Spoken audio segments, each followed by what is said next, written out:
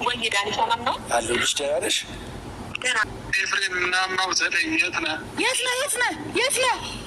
አብርሽ በሄርሜላ የታፈነ ነው የሚመስለው ድምፁ ማለት ነው። ሰላም ጤና ይስጥልኝ እንግዲህ የተከበራችሁ ቤተሰቦች እንዴት ናችሁ? እኔ ያለውኝ እንግዲህ ቤተሰብ ማለት ነው። የእነኚህ ቤተሰቦች ጉዳዩንም እንደቀጠለ ነው። መግቢያ ላይ እንደሰማችሁት እንግዲህ የት እንዳለ ንገረን ብለው ሜሪና ኤፍሬም ዳኒን እንግዲህ አይኑን ሊያወጡት ትንሽ ነበር የቀራቸውና ይሄውላችሁ ብሎ ደውሎላቸው ሰጥቷቸዋል። እንደሰማችሁት እንግዲህ ኤፍሬም ድምፁ በጣም የሆነ የታፈነ የተጨነቀ ምናምን ነው። ደስተኛ አይመስልም እውነት እንነጋገር ከተባለ። ምክንያቱም አዎ ሄርሜላ መዝናኛ ቦታ ወስዳኝ ነው አለና ከዛ በኋላ ደግሞ ምንድን ነው ያለው? ኤፍሬም ውሰደኝ፣ ኤፍሬም የት ነው ያለኸው? ይሄ ማለት ጭንቀት ውስጥ ወይም ደግሞ የሆነ እንትን ውስጥ እንዳለ ነገር ነው የሚያሳየው። በግዳጅ የተገደደ ነው የሚመስለው ማለት ነው። እና ልጁ በአሁኑ ሰዓት በራሱ ሰዓት ስላልሆነ በራሱ ላይ ስላልሆነ ያለው የት እንዳለ ምን እንደሚሰራ የት እንደሚሄድ ምናምን ነገር ምንም ነገር የሚያውቀው ነገር የለም ማለት ነው። እና ሩታም እንደዚህ ወሰደችና የትም ሐኪምም ሳትወስደው ጸበልም ሳትወስደው እንዲሁ ስታንገላታው ይሄው ሄርሜላ ጋም ገብቶ እንግዲህ መዝናኛ ነው ይዛው ሄደችው እንጂ ወደ ጸበል ወይ ወደ ሐኪም ቤት ምናምን ነገር አልወሰደችው ማለት ነው። እና ሰዎቹ ምን እያሰቡ ነው እንግዲህ እዚህ ጋር አሁን እንደምታዩት ሄርሜላ ጋር ተደወለ። ዳኒ እንግዲህ ታውቃላችሁ፣ ዳኒን የጠሩት ታውቃለህ አንተ፣ ምክንያቱም የእነሱ ግብረ አበር ስለሆነ ማለት ነው።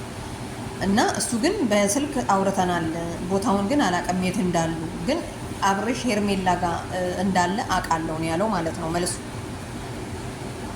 እና እንግዲህ ሜሪም አሁን እንግዲህ ከእንትና ጋር ናት፣ ከኤፍሬም ጋር ናት፣ ከሩታ ጋር ናት። እና አይኑን ልታወጣው ትንሽ ነበር የቀራት። ምንድን ነው ያለው? ኑና ውሰዱኝ ካለ በኋላ ደህና ነኝ በል ስትለው ሄርሜላ አዎ ደህና ነኝ አለ ማለት ነው። ከዛ በኋላ አያችሁ አይደለም? ስለዚህ ልጁ አሁንም እላው ላይ የሆነ የተደቀነ ነገር ወይም ደግሞ እንደታመመ የሚያሳይ ብዙ ነገር አለና አብርሽን የማይወስዱበት ምክንያት እጃቸው ሳይገባ ሐኪም ቤት ወስደዋለሁ፣ አምጡ የሚፈወስበት ወስደዋለሁ፣ እንወስደዋለን ምናምን እያሉ ያካብዳሉ። ሁሉም እጃቸው ሲገባ ከአብርሽ ጋር ዝም ብሎ መጓተቱ ምን ይጠቅማል? ሄርሜላ እጅሽ ከገባ ወዲህ መዝናኛ ነው ይዘሽ መሄድ ያለብሽ፣ ጤናውን ለማስፈወስ ሌላ ቦታ ነው ይዘሽ መሄድ ያለብሽ። እና ይሄ ትክክል ነው ብዬ አላስብም ማለት ነው። ምክንያቱም እልህ ነው እየተወጣጣችሁ ልጁ እየተጎዳ ያለ ነው የሚመስለኝ እንደው። እና አብርሽ እንግዲህ እግዚአብሔር ይማረ፣ ምንም ከሁለት ሴቶች ከመደፈር ራሱ ምንም የሚተናነስ ነገር የለም። እና ኤፍሬምን አተመኑት። ኤፍሬም ለራሱ ነው የሚያመቻቸው። ምክንያቱም ናፍቃው ነው፣ ሄርሜላ ናፍቃው ነው እንደዚህ የሚቀዋውጠው ምናምን፣ ሄርሜላ ናፍቃው ነው በሉ ያስታውቃል። ምክንያቱም እሱ ጉዳዩን ምንም ነገር ስለ አብርሽ ጉዳዩ እንዳልሆነ ጠንቅቀን አይተናል፣ ጠንቅቀንም እናውቃለን ብዙዎቻችን ማለት ነው። የሚፈልገው ሄርሜላን አለያይቶ ሄርሜላን ለራሱ ማድረግ ብቻ ነው እንጂ ማለት ነው። እና እንግዲህ ዳኒ እንግዲህ ብዙ ሚና እየተጫወተ የሚገኝ ጀግና ልጅ ነው። ከቡዜ ጋራ ሁለቱ ዋው ናቸው። ምክንያቱም ሄርሜላን አሁን እጃቸው ካስገቡ በኋላ ግን እጃቸው ከገባ በኋላ ወላ ወደ ፈውስ ቦታ የማይወስዱበት እጃቸውን የሚይዘው ምንድን ነው? እኔ ጥያቄ በቃ ለምንድን ነው? አሁን እኮ ሄርሜላ ጋም ሄደ መዝናኛ ሄዷል። ሩታ ጋም እያለ ልታዝናናው ኦሮሚዛ ምናምን ፏ ልታረገው ከጭንቀት ልትገላግለው ምናምን ነገር ነው የወሰደችው ማለት ነው። አንድ ሰው ጤነኛ ሳይሆን እንዴት ነው የሚዝናናው? እንዴት ነው መዝናኛ ቦታ ሄዶ ከጭንቀት የሚገላገለው? አንደኛ እኮ ጤና ሲያገኝ ነው። ስለዚህ አሁን ሁለቱም ሴቶች አላወቁም እስካሁን ድረስ። እጇ ገባ ብለን ዋው እንኳን ገባ ሄርሜላ ይዛው ትሄዳለች ብለን ስንጠብቅ እንዴት ነው መዝናኛ ቦታ ነኝ ያለሁት ናና ውሰደኝ። እንግዲህ ምንድን ያለው ታገኘዋለህ ዳኒም፣ አንተ ሚስት አታገባም ወይ ልጅ አትወልድም ወይ? እንዴት ነው ሩታን ሚስቱን ልጁን ጥሎ ሲጠፋ እንዴት ነው ማይጨንቅክ እያለው ነው ማለት ነው። እንግዲህ ምንም አላችሁ በአሁኑ ሰዓት ሄርሜላ ጋር ቢሆንም አሁንም ሐኪም ስላልሄደ የሚፈወስበት ቦታ ስላልሄደ ዳኒ እንትና ኤፍሬም ነገም ተነጎዲያም በሽተኛ ነው ማለት ነው። ስለዚህ አሁንም ሲመጣ ሩታ ጋር ይሄዳል ሚስቴ ብሎ ና ሲሉት ደግሞ ተከትሎ ዝም ብሎ ሄርሜላ ጋር ይሄዳል። ሌላም ሴት ብትመጣ ይሄዳል ማለት ነው። ስለዚህ አሁን ሄርሜላም አላወቅሽም፣ መዝናኛ ቦታ መውሰድ አልነበረብሽም።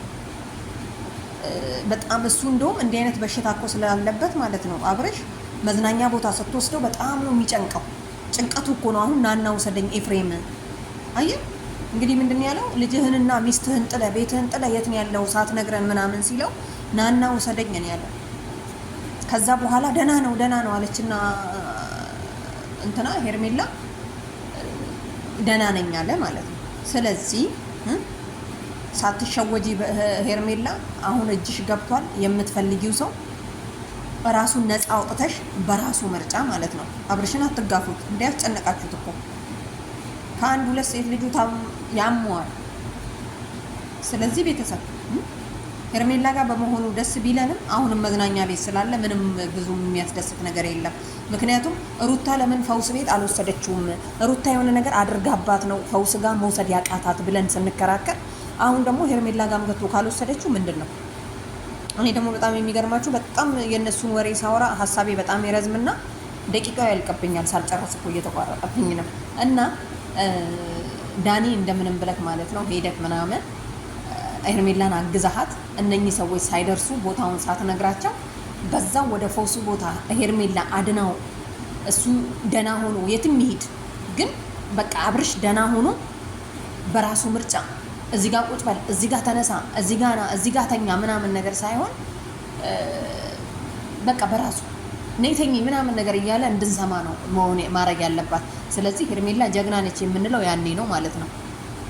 እና ሁላችሁም ሴቶች ማለት ነው በቃ የአሁኑ ትውልድ እኮ ምንድን ነው የሚያደርገው? የሆነ ሰው የሆነ ነገር ሲያገኝ ምናምን መዝናኛ ቦታ ምናምን ነገር የሚሄድ ነው። ፈውስ ጋር ውሰዱት። ለማንኛውም ይመቻችሁ።